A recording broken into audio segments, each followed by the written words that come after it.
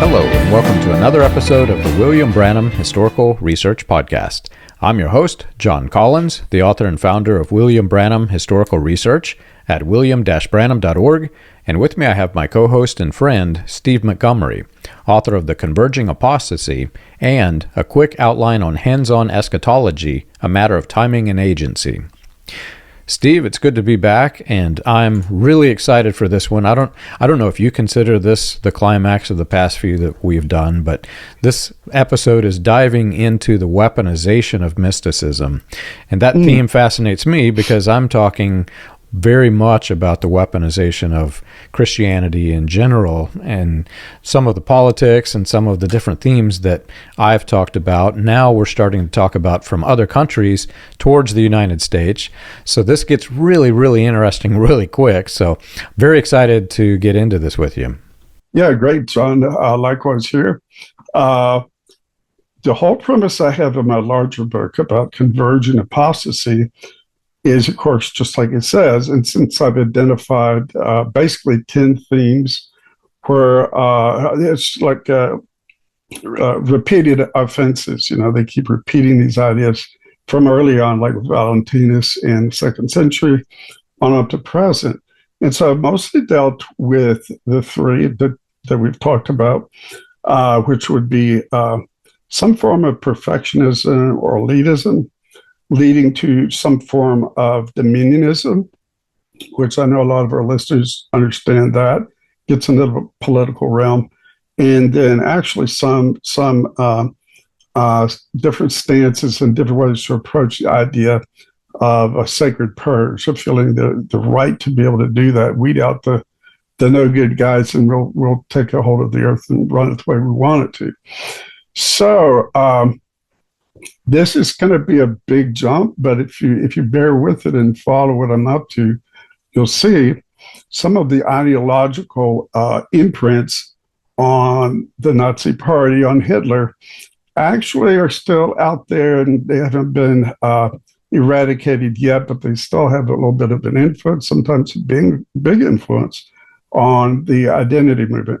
So you get these groups and individuals where it might be Wesley Swift, who you know quite a bit about him, John, / Manifest Sons of God / a New Age in some cases, where there's a big mismatch of different concepts that flow around. And through that mishmash, which I identified the main reason that even happens is through ongoing revelation, which I've harped on quite a bit in the past. So in my book talking about 10 different themes, what kind of loosens things up and applies to grease to the wheels is this concept of ongoing revelation. So you can start with the latter rain brother or sister, and they decide, oh, there's something better over the hill. The green is grass, the grass is greener, or whatever you want to say, as they proceed. And then before you know it, it's sort of a contest to see who can come up with the most outlandish versions of scriptural truth, and a lot of times even hop over that and get around it to where it's not scriptural whatsoever.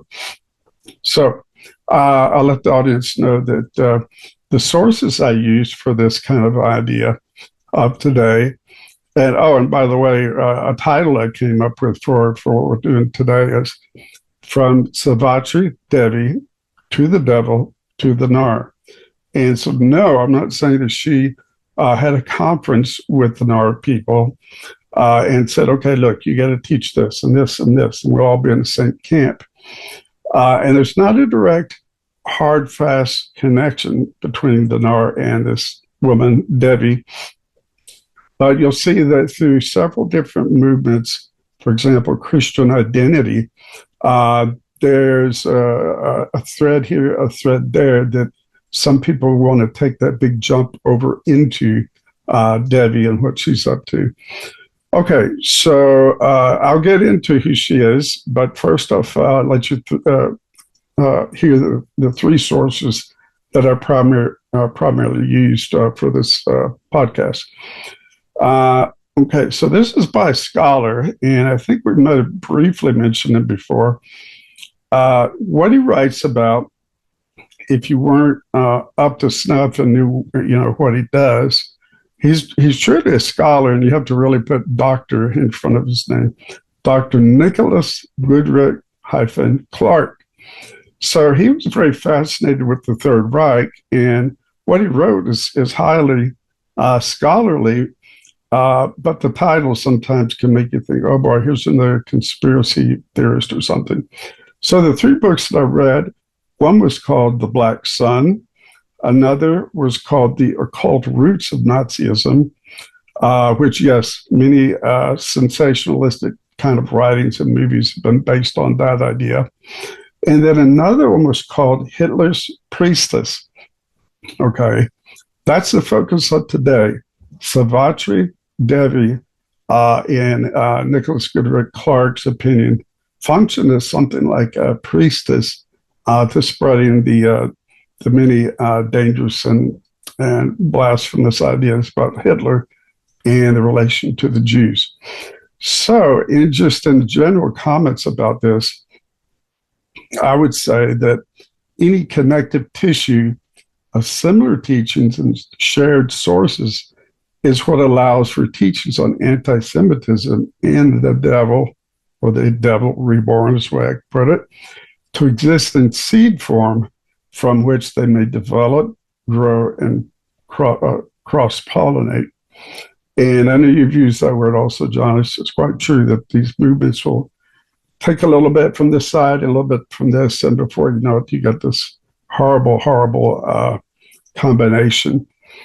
So I put that this mix and match kind of idea occurs on a continuum from just a little bit, and sometimes you don't even know what the source is, where it came from, to somewhat that may be a little bit understanding of where all these ideas come from, and to the all out, where they understand entirely where the idea came from, and they just happen to be advocates for it. And all three of these are truly examples of divide and conquer. Because if you're talking about the Christian faith and you introduce, like Jesus said, a little leaven leavens the whole batch, you introduce a little bit of this, then you got major problems. And this is something we were discussing right before you pushed record today, John, is the idea of introducing and reconciling all opposites. That in its basic seed form is very, very prevalent in the occult world and all the way down to Satanists, because they say that light and dark will be reconciled. Christ and the devil will be reconciled. And they're just going out with this kind of opposites connecting. So I let it be kind of a warning to someone if they're seeing a teacher, spiritual teacher of some sort, talking about connecting and resolving all opposites. Well, they may not all out be saying that we worship the devil, but they certainly have the principle in place. Here's an example. Not that he's somebody you want to read about and then have a pleasant night's sleep. That's Charles Manson. He actually said, if you look, not what he did, what he encouraged others to do, but quotes from him come down to the same thing. It's God and the devil. And he said that he just happened to manifest this more than some others who never took action on it like he did. And then, of course, you get to Western esotericism under the influence of Valentinus, the Gnostic, has actually set precedents that were handed down through time for anti-Semitic thought and the devil reborn. And where did they go? To this great source of all no good stuff, and that is Helena Blavatsky and also Savitri Devi. And even to a lesser extent, to Jane Lead and those she influenced through the Latter Rain movement and the Manifest Sons of God ministries. So if you take that idea and you say, what are four of the most prominent concepts that will lead to the devil reborn, and you can find this in Christianity or elsewhere, is to attack God's people, the Jews. That's already inherently a step forward to embracing the devil, because you're commending those who want to do harm to the chosen Jews. Another one is what I mentioned, of universal reconciliation. This often leads to a whitewashed devil reborn. 3, the process of ongoing relation, as encouraged by Jane Lead and those in the latter rain and the NAR. This leads away from the gospel once delivered to other gospels. And again, it doesn't mean they've fully embraced them yet, but they're sort of on the precipice of being more vulnerable towards falling on over to one of those camps and just saying, oh, the Lord told me we got this new revelation, etc. And then 4, something we hear quite often in the NAR, and you would hear this from various Manifest Sons of God teachers, is that there will be a billion soul harvest to usher in the kingdom, and this harvest of souls will happen before Christ is allowed to return. Well, this happens to line up with the timeline of those who are basically saying that they will receive some sort of an imposter leader, a new Christ, and these ideas would converge. Now, when I was making my notes for this, I kind of forgot why I said this, but I don't want to spend too much time on it, but just to toss out something that Jesus said, and maybe one of the listeners can see how it fits what we're talking about better. In Matthew 6:24, Jesus said, no one can serve 2 masters. Either you will hate the one and love the other, or you will be devoted to one and despise the other. Okay, so we heard it straight from him, and it probably has a lot of different ways that could be interpreted. Okay, so just a quick introduction to Savitri Devi. She was born Maximiani Portis. She lived from 1905 to 1982. In honor of Savitri, who's closely related to the Hindu god Surya, she changed her name to Savitri Devi. But Devi was no dummy. Sorry, I'm starting to get to my language arts remembrance of 5th graders. Devi was no dummy, but she was deceived and deceiving of others. For example, she earned 2 master's degrees, one in philosophy, one in science, and she received a PhD degree in chemistry. She promoted a mix, here's an idea again of a convergence, a mix of Hinduism and Nazism. And she became one of the leading members of the neo-Nazi underground during the 1960s. This was strange when I wrote this, but go figure. Just like Hitler, she was a vegetarian. And like Hitler, she loved dogs. And she actually preferred animals to humans. She said that people who do not, quote, respect nature or animals should be executed. Okay. So she's got a quick trigger finger there. Maybe due to this love for animals, she liked to sing the worst weasel song, which I'm sorry, it's not really a laughing matter, but sort of it is. Okay, so in 1929, a German soldier named Worst Weasel was shot and killed by Russian armed militia people. And the lyrics of the song go like so. This is a part of it. Millions of people are looking at the swastika full of hope. The day for freedom and bread is dawning. Won't go into it now, but the idea of freedom and bread and connecting that to something like the swastika, there's a lot of interesting implications. This is also odd, but can't wait to hear what you have to say about it, John. In 1970, Devi spent 9 months at the home of her friend, Francois, I think I'm getting that close, that's French, Dior. And Dior was the niece of the French fashion designer Christian Dior. But Devi's personal habits become very annoying.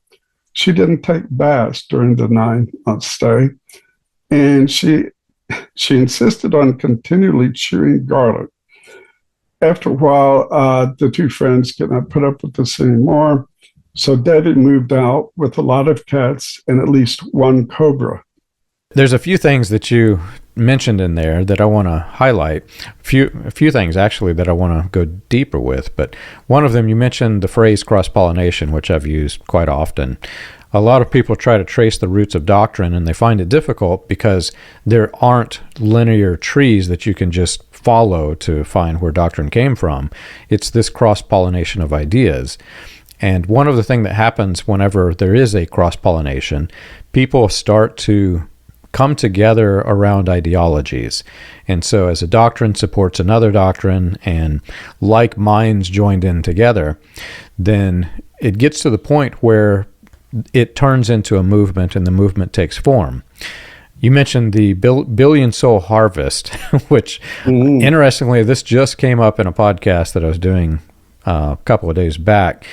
But I was studying the timeline whenever Vice President Nixon, I think at that point in time, when he was addressing the full gospel businessmen during the National Prayer Breakfast, he was saying that communism is attacking us and we have a battle of the minds. We need you all to go out and fight this battle of the minds, which ended up to be, in many cases in these destructive cults, brainwashing. So you had those agendas were coming together, and those were political agendas mixed with religious agendas. So that cross-pollination began to happen. But where I'm headed with all of this is, as this happens, as these people come together on ideologies, it turns into a case where they want to conquer and they want to forcibly convert because of the political themes behind it. And what I find fascinating about all of this and your research, when you dive into the underlying themes of mysticism and how that works and how that propagates, there's this idea that Sophia will bring divine unity to everything. And so they want to convert to their mystic world. Well, the cults are fighting this. Whenever this ideology was spreading and William Branham was spearheading the revivals, he was saying they're trying to form a one-world religion, and we must fight this, brothers and sisters. I remember hearing this over and over and over. Well, I never really thought about the reverse of that. What they're attempting to do is they're trying to forcibly convert everybody to their one-world religion. It is both the same thing, right? And it wasn't long after Nixon's charge. I'd have to go back and see the dates. I want to say it was the next year, maybe. They started pushing that we're going to have a billion soul, they didn't use the word harvest, I think, billion soul revival maybe. So they were pushing the same exact agenda.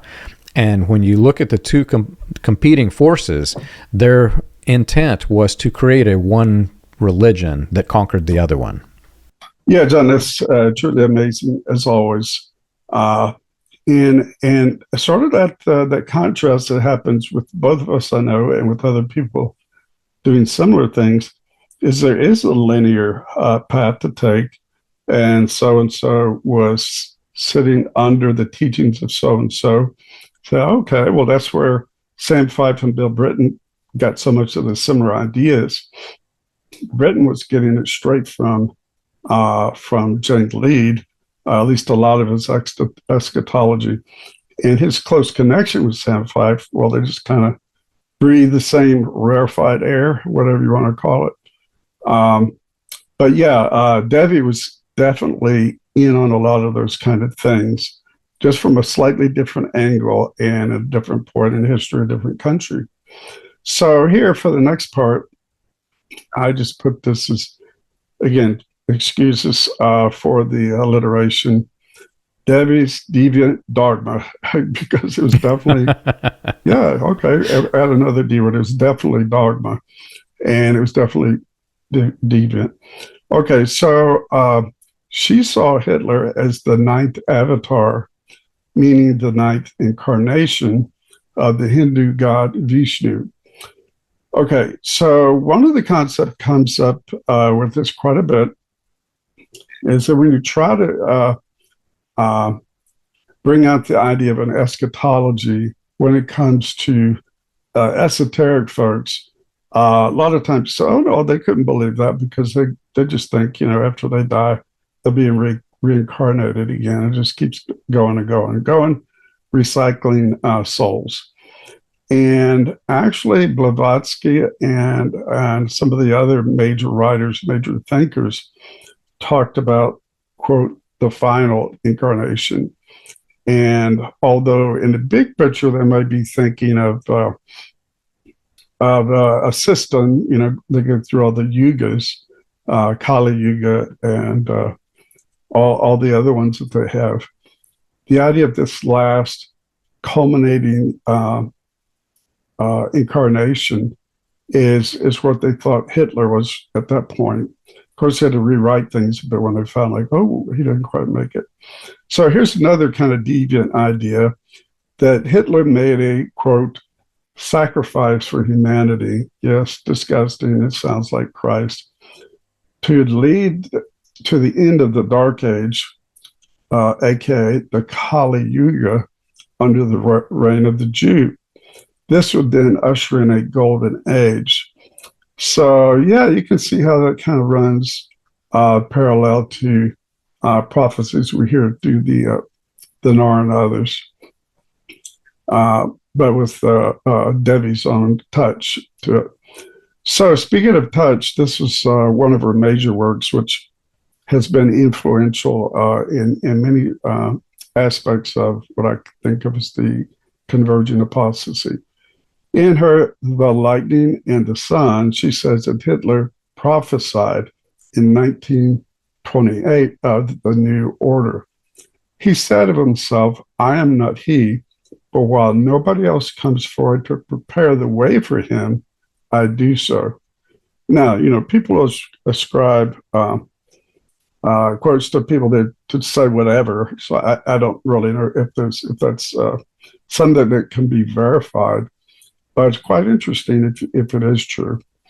Another thing Devi was real into from her embracing of Hindu ideas, she liked the caste system, where you had different levels of society, different forms of reincarnation as either a very low caste on up to the higher ruling caste. And if you look at Plato's writings, there's a little bit of that there too. And in a very general way, you can put this as something like submission to apostles and prophets, as we see this in the NAR. Very generally speaking, I'm it, you're almost it, you're not it, that kind of stuff. I know that we talked about this in another podcast, but what was known or is still known as Hindutva, which is a Hindu nationalist ideology that's led by India's Prime Minister, Narendra Modi, actually has some aspects to what we would say here, MAGA. And so I'll let people take that and run with it as far as they want to. She also believed in quality control through eugenics, another one that you might want to look it up if you don't know much about that. And so some people have described her as being a pessimistic pantheist. Yes, there's a unity of all life and all life is sacred, but she takes it into that kind of open door, if you will, into a reconciliation of all things. And so if you do that and say like her, dark and evil aspects will be united with this colossal view of the whole universe as divine, then you end up with some ideas that are very easy to take into the whatever you want to say. Like I've said, devil reborn. You know, whenever I left the Branham cult and after I discovered that white supremacy was so closely tied to it, and then discovered Christian identity, my world was changed.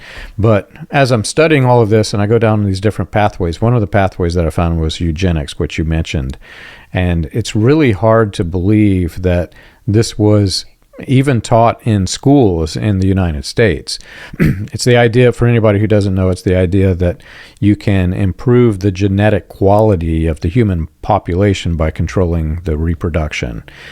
And this was a widespread, this was a science. So you go to science class and they would teach you this kind of stuff. Mm-hmm. And what's interesting is the reason that I went down that rabbit trail is because there were actually ministers and revivalists who were trying to teach this as Christian science as well. And I don't mean Christian science like the cult. I mean like literally this is the Christian way we should be. We should breed out the inbreds, and they use all kinds of derogatory terms to talk about this. But that was something that plagued the United States.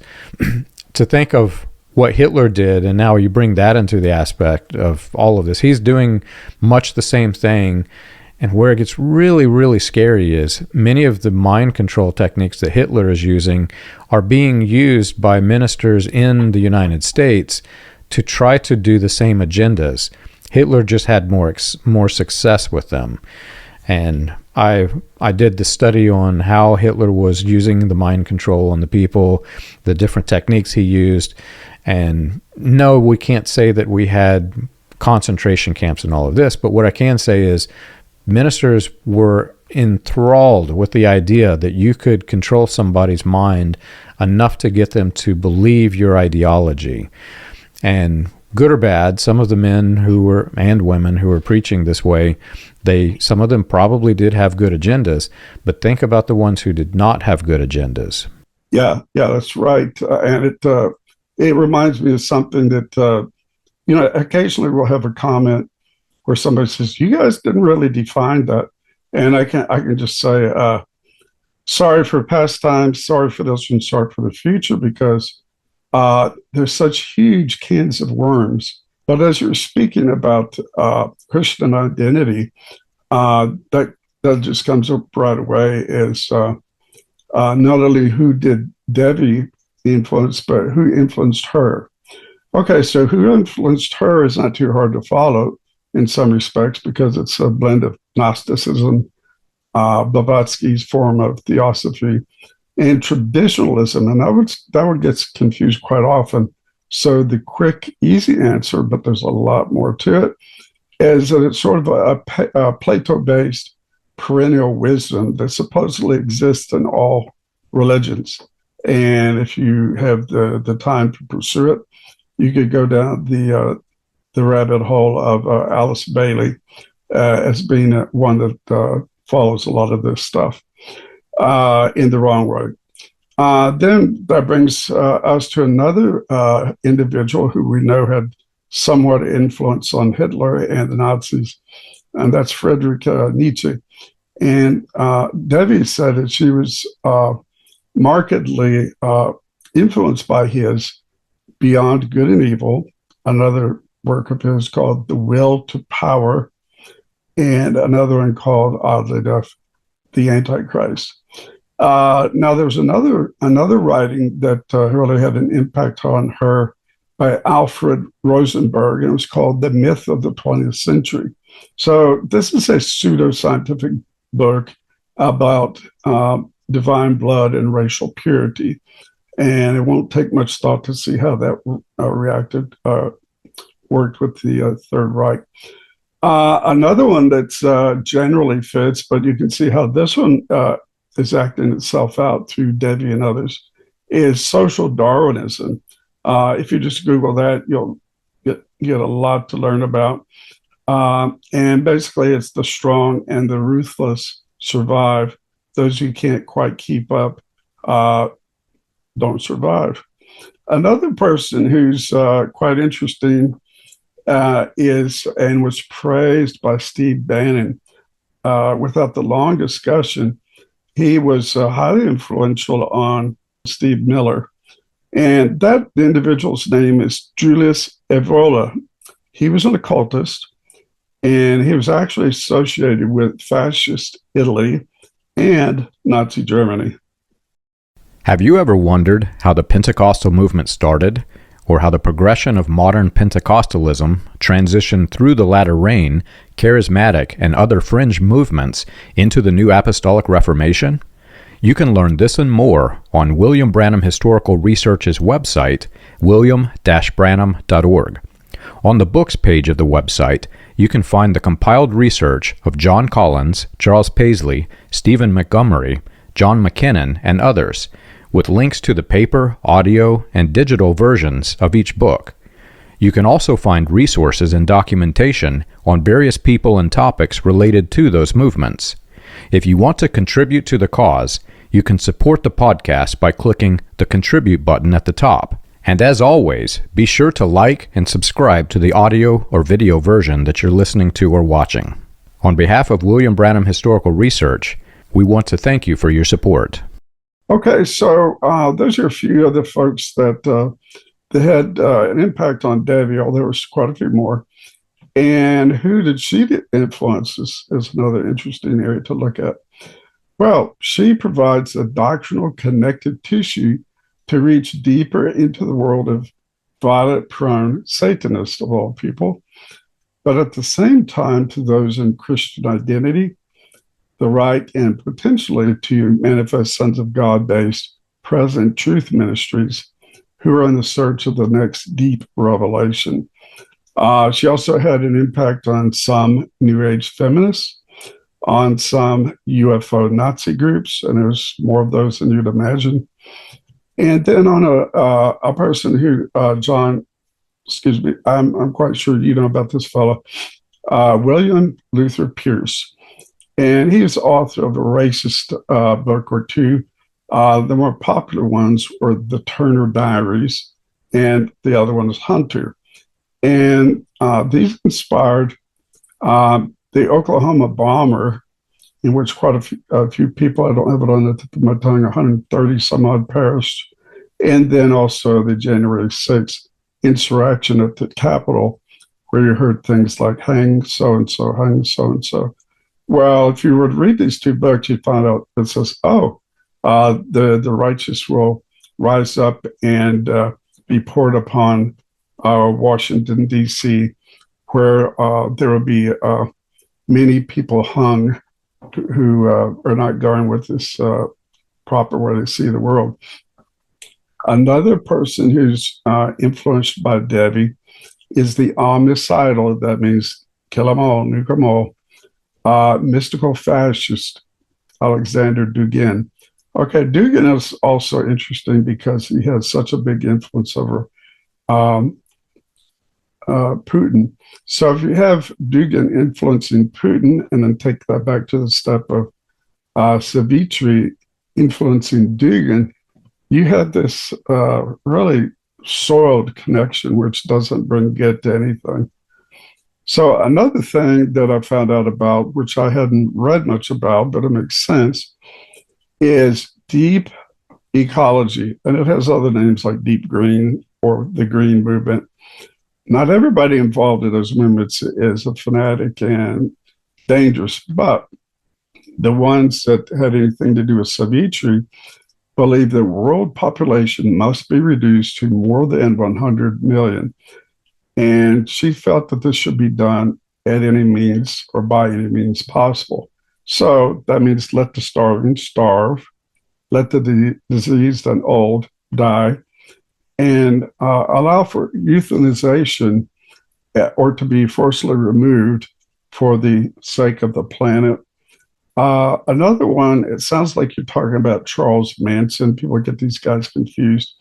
But James Mason, who ran with all these type folks, his periodical called Siege helped to make Charles Manson a hero of neo-Nazi Satanists. So there it is, who crops up again. Is this saying that the NAR is teaching this? No, but it is saying that if you put Savitri in the middle and you have her reaching back to the Nazis, essentially, and then you have folks on the other end of the spectrum who have connections with, say, Stephen Miller and Steve Bannon and alt-right kind of folks. And also would go with that is the Turner Diaries and all the other things. Then what you have is an ideology in the middle, which is really, really out and out corrupt in one way, but potentially very corrupt and already corrupt, but it could get much worse on the other hand. Finally, you get to, in this group of people that she influenced, David Myatt. I'm not sure if that's how you pronounce it, M-Y-A-T-T. I've heard him described as the most dangerous man on the planet. Interesting fellow, but he was a violent neo-Nazi. He was very impressed by Devi's The Light and the Sun. There we go again with that one. He happened to call 9/11 attacks of heroism. Okay, so he totally approved of what they did. And then he became leader of the satanic group called the Order of Nine. It's not angels. It's the Order of Nine Angles, which actually promotes human sacrifice and killing of Jews. So again, that thing of cross-pollination. You have a lot of different ideas mingling together, and then people that are in the latter rain, literally, who take several steps to where they get closer to this sort of stuff. You know, and the radicalization is insidious. We did some podcasts recently about Vance Belter, who was the assassin who, Minnesota, you can look up the news. I won't go deep into that, but the idea was that he was radicalized by ministers who were working with, or I think he was even trained by people in Christ for the Nations Institute, which was led by Gordon Lindsay, who is William Branham's campaign manager, who was also a speaker in Christian identity conferences. So I was getting questioned by different news journalists, was he radicalized by these people? And I think what you said is key. I could probably say yes. I don't know. There's no way to know unless I'm actually examining him. But radicalized to the point of an assassination, no, I wouldn't say that. However, once you have changed the ideology of a person and you've radicalized them, they are more susceptible to other radicalization. So it's not a pure black and white trail of history that you can find how he got radicalized. Now take this to the broader scale of what you're describing here. You've got mysticism, you've got politics, you've got the Russian agendas, you've got all kinds of different themes of ways in which you can radicalize people, each one of them just as destructive, the combination of which is deadly. Yeah, and that makes me think a question I came up with for my own self as I was doing this research was, what comes after the Third Reich? You know, does that mean everything's done, it's settled? Well, no, for neo-Nazis, they still have this hankering for the Fourth Reich. And for them, this means a Western Imperium, aka a pan-Aryan world empire. So Devi and the Nazi Satanist Miguel Serrano, I believe it's pronounced, they emerged as proponents of this, what is now known as esoteric Hitlerism. Like David Ebel and other manifest sons of God-based races, Serrano said, there's nothing more mysterious than blood. The alchemist Paracelsus considered it a condensation of light. I believe that Aryan blood is not the light of a galactic sun, but the light of the black sun of the green ray. I know you have plenty to say about parts of that, John, but also I found this very interesting article, very current, June 2025, by Frank Lyons. It's Lyons. It's called The Coming Right-Wing Messiah, ? Lyons says, quote, there is the unavoidable sense of something or someone great and terrible coming. He said, quote, I am now more confident than ever before that he is coming to begin a golden age. Devi wrote that this final world leader, who she calls Kalki, will be the 10th avatar of Vishnu.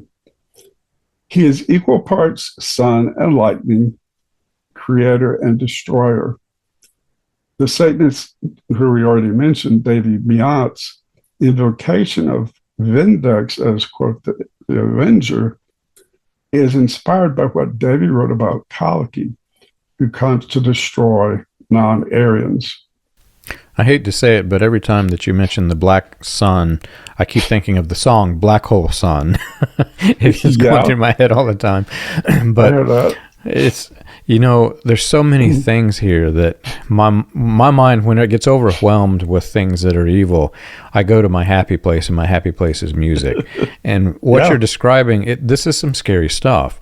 We're talking about, I'm looking through the names that I have in my list in my head of all of the New Apostolic Reformation leaders, some of which you've mentioned are openly declaring a purge, but many of them who aren't really declaring it in public, but yet they are in private.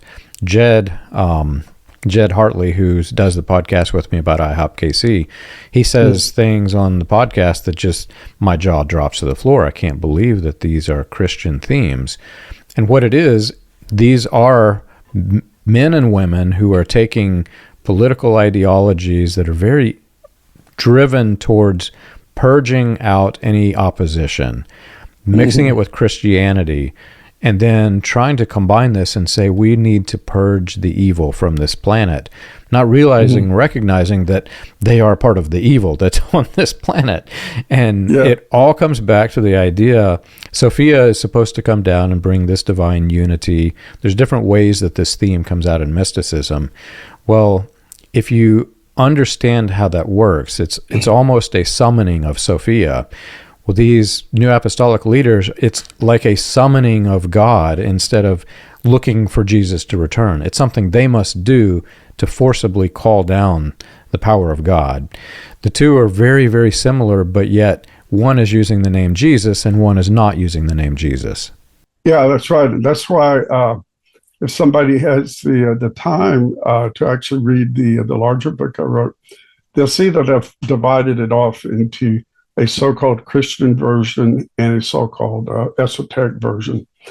And Alice Bailey is actually, sort of the epitome of that, because several points in her writing, she would refer to herself as a Christian esotericist.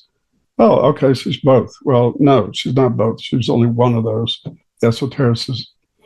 Okay, so I'm thinking here again, excuse the title, but I just kind of got off to being a fifth grade teacher again. Is the alt-right all right or entirely wrong? Okay, so forgive me. So I found this article by David Lawrence, 2018. It's called Hindu Mysticism and the Alt-Right. Well, it's hitting a lot of the stuff we're talking about, especially if you're talking about melting of ideas and ideas being brought into the Christian world, although on extreme peripheries. So Lawrence says that Devi's views are reaching a wider public through alt-right leaders such as Richard Spencer and Steve Bannon, Trump's former chief strategist and chair of Breitbart News. Spencer jokingly deified Trump as an incarnation of Kalki, the destroyer aspect of the god Vishnu. Spencer has also, quote, invoked Devi by saying that white people are the children of the sun. So what are brown, black, Asian, I guess not of the sun. Another very excellent thing, which I think you could still get this on YouTube, was by Maria Margaronis. It's called Savitri Devi, From the Aryans to the Alt-Right. Again, that's right on center what we're talking about. According to this writer, she says that Devi once prayed for the Nazi victims of Nuremberg trial who were unjustly accused of war crimes against humanity. Devi said, Mother, dark blue mother, avenge them, avenge them, avenge them, the martyrs of Nuremberg. She followed up by saying, that's Devi saying, Hitler's only mistake was he was just too kind. And ironically, in the latter rain revivals, Branham was saying how blessed it would be if Hitler came and knocked at your door. I grew up with this. This was programmed into my head. It was supposed to be blessed if Hitler came to knock at the door. And it's unbelievable when you think about the way that evil is viewed by the leaders in this movement is not the way that a normal human being would view evil. You would usually walk away from it and say, no, I want no part of this. But they almost glorify the evil. Yeah, John, it is astounding. There's something I hate to say, but it's sort of true. Because I've been dealing with this sort of information since, it's been about 45 years now. One of my biggest reactions at the first, you get reactions like, you just can't believe it, and then another one could be fear. What if this stuff really plays out? But not that they should dissipate, but they've dissipated in a certain way. And the way that I can reconcile with my faith in Christ that they have dissipated that urgency is that you can only do what you can do. And to be faithful to Christ is not fixing the whole problem, which you won't be able to do that. And if you look at Scripture, you really won't be able to do that because it shows sort of a societal descent rather than a societal ascension, if that can be said. So, since I've talked about Jane Lead so often, the idea comes up, did she have ongoing revelations that would lead to the devil reborn? She does have some that can be seen as predecessors to racist ideas, but here's a couple of things that she wrote. According to the latter rain participants, Larry and Betty Hodges, leads a revelation of the everlasting gospel message, that's 1697. It communicates the message that full restitution includes the fallen angels. Yes, even Lucifer himself. Now, if you looked at much writings that are talking about universal reconciliation and all things coming together and everything's going to be worked out, the logical outcome of that is that, wait a minute, what about those really negative, evil sorts of spiritual forces? And of course, if you look at a lot of good writers, Christian writers, you'll see that you can't really reconcile those two together. So here goes Lead again. She says that God has both light and darkness, good and evil, death and life, bounded up in unity and harmony. There is a colossal mistake, if you want to give her that much in those words. Then, to get right to the latter rain, folks, this again is one step closer to anti-Semitic ideas and these so-called devil reborn. And I just say that it's latter rain prophets influenced by Jane Lead's practice of ongoing revelation. You have George Houghton, highly influential. He says the children born of mixed couples are mongrels. He says some other stuff, but no time can get us into that right here. J. Preston Eby, another one influenced by Lead. God is both good and evil, male and female. He also said that Jesus called himself Lucifer. Very strange, but I guess it has a reason somewhere. Royal Cronquist, he taught something that a lot of racists teach, and that's about the pre-Adamic man. Bill Britton authored Lucifer, the Shining One, and he also taught that Jesus is not a Jew. David Ebal taught about the sin of usury, which is a colossal red flag, if you want to put it like that, of anti-Jewish thought. They're constantly talking about usury. Ray Prinzing said this: "We should see no evil in Satan. He is only an instrument in the hands of God." Now, he happened to be another one of those present truth, manifest sons of God based teachers who came out of the latter rain. There you have it. Roland Plates would fit that same description, coming out of the latter rain. So Plates says, Jesus will harmonize the two realms through himself, including all who follow Satan, to make a perfect new order. And there you have it. That's the manifestation of the Sophia's one world order, the perfect harmony that is supposed to come down with mysticism, and ironically the same exact thing that the NAR claims that they can do if through militant pushing through politics and controlling governments and all of this mess that we see in Washington today.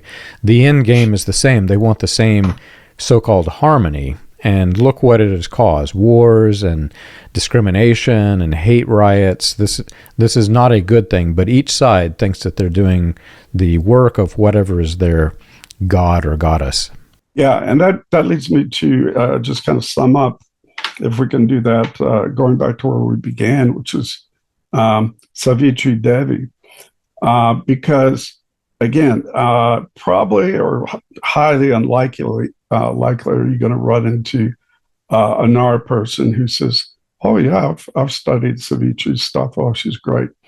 But what you have is you have people with sort of stepping stones, and that's what I'm thinking of, connective tissue, where you can go from the NAR and into slightly deeper teachings, maybe manifest sons of God teachers. Kevin and Barb Sisti, if you find their, they have recently set up a new podcast on YouTube, and they deal with this. It's very interesting, very powerful stuff they're going with. But it leads back to the beginning where I was talking about Vitri, and that is this convergence of taking the way deep stuff, slightly deep stuff, moderately deep stuff, barely deep stuff, and then having these roads or rungs on the ladder for you to follow. So I put in that is the bridge to identity Christianity is a bridge to the devil reborn. It's supported by ongoing revelations. So I found this article very fascinating. I've referenced it before, but it's by Viola Larson. It's called Christian Identity, a so-called Christian Religion for White Racists, 1992. She writes that since many identity adherents look for so-called new truths, they come to identity from teaching of the Manifest Sons of God ministries. That is a mouthful there, but it really, really gets down to the nitty-gritty of what I'm talking about. Because identity is an area that's receiving ideas from folks like Savitri. And so Larson also says that the identity movement can largely be traced to one man, Wesley A. Swift. Why is this significant? Because Swift stood at a crossroads between Manifest Sons of God teachings and full-blown anti-Semitic, devil-friendly, occult-inspired ideas. Now, this last quote is just, I keep on itching my head and saying, where did he pick this one up? But here's an example of Swift. He says in his teaching called The Heavenly Light that the, quote, mystery of law unites two opposites, one of satanic power and one of divine power, and they will come together in conjunction. Now, he might as well be writing a newsletter for Aleister Crowley when he's talking like that. I really, really don't know where he got it. I can see what it sounds like, and like I said, I have no idea really understanding where he got that. Yeah, and oddly, I'm thinking back through the things that I believe growing up. And we were taught that the phrase that came from the Bible, the two would be so close, to see the elected.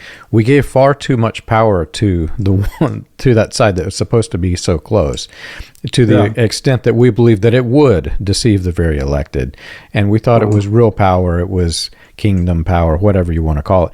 I use kingdom loosely there because John Wimber said that these people who are clearly devils, wolves in sheep's clothing, who are preying upon people, he says that they're having the real thing because they're tapping into that kingdom power.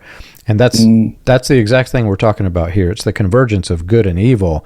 And some of the leaders in the movement have claimed for many years that when you mix those two, it's okay because there's still some good mixed in with it. And I always go back to the fact that if I were serving my kids a birthday cake and somebody told me they put just a little bit of cyanide in one corner, you can eat the rest, but that corner, I'm like, no, I'm not going to let my kids eat that. And exactly. That's what we have here. So thank you so much for doing this. No problem, John. Enjoyed it. Well, if you've enjoyed our show and you want more information, you can check us out on the web. You can find us at william-branham.org. For more about the dark side of the New Apostolic Reformation, you can read Weaponized Religion from Christian Identity to the NAR. And for more about the Converging Apostasy, you can read the book, The Converging Apostasy, and also a quick outline on hands-on eschatology, a matter of timing and agency.